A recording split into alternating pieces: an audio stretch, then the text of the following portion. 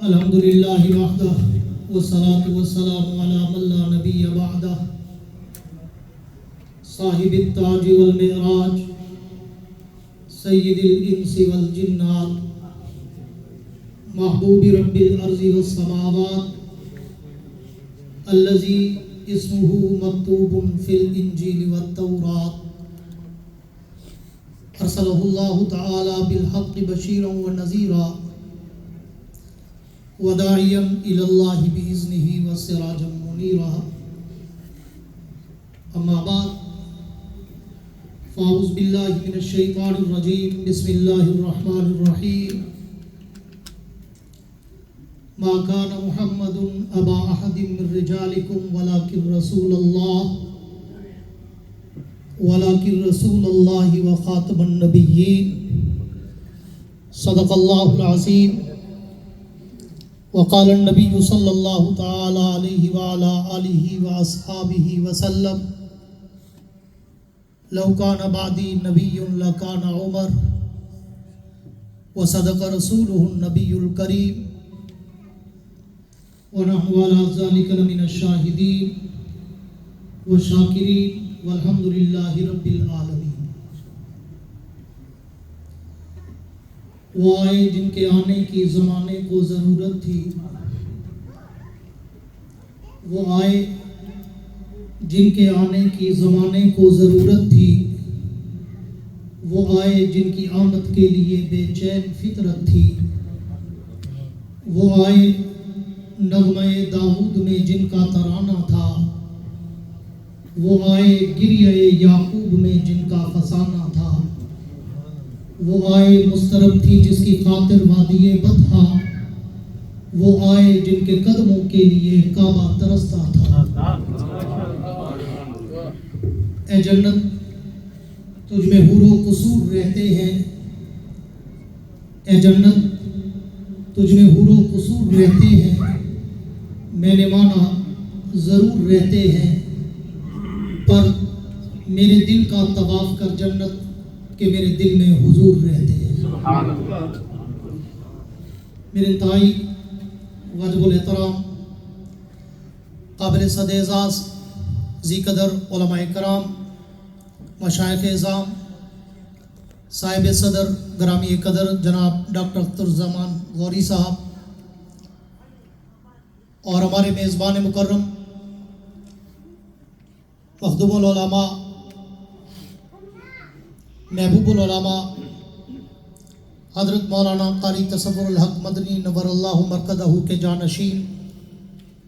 برادر محترم جناب حافظ عدیل تصور ایڈوکیٹ صاحب،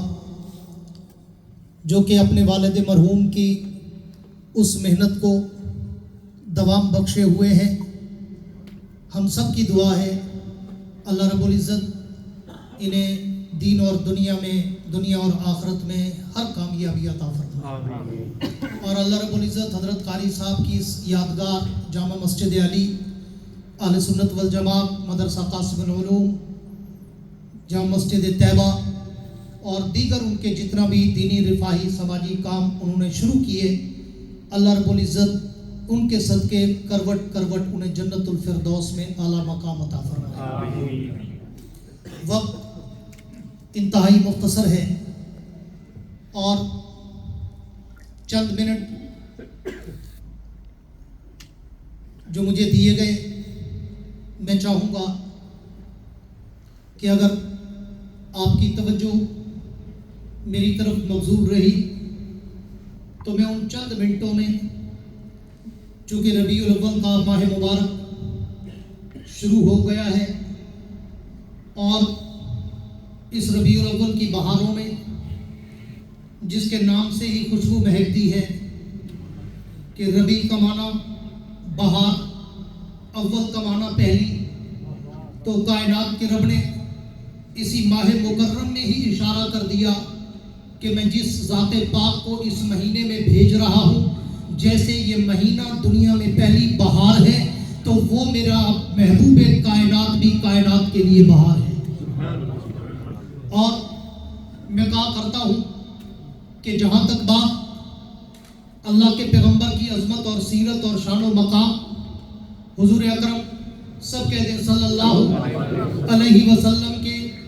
ذکر پاک کی تو میں انداز فاروقی شہید رحمہ اللہ میں کہا کرتا ہوں کہ یہ عنوان تو اتنا بڑا سمندر ہے،